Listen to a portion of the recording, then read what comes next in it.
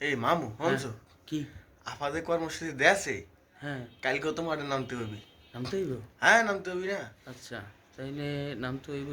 কি কইতে হইবে? স্লোগান টোলোগান তো ভুলে সোলো গেছি। স্লোগান পরে মামু, আমার তো পাইপ লাগবে আনে, পাস পাবো কনাই।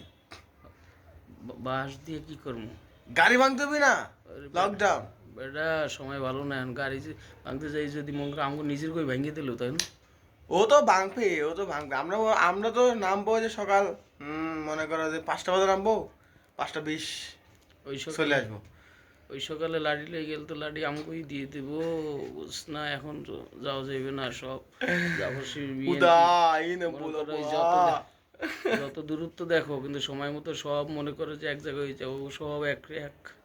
ও মামু, এই হ্যাঁ, হনো আপাই দেবো করে বললে, মোর তো দায়িত্ব আছে গা। কি দেখতে মোর হবে? দায়িত্ব হলো যে স্পট নির্ধারণ করতে হবে। আচ্ছা।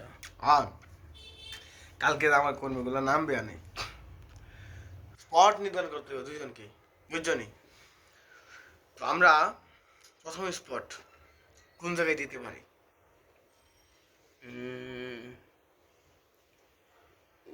সিপে সবাই দেখে দিতে হইবে। হ্যাঁ পাবলিক হ্যাঁ টয়লেট টয়লেট কোথায় কি আছে এই দেখ, দেখতে আমার তো হইবে। আগে আমার তো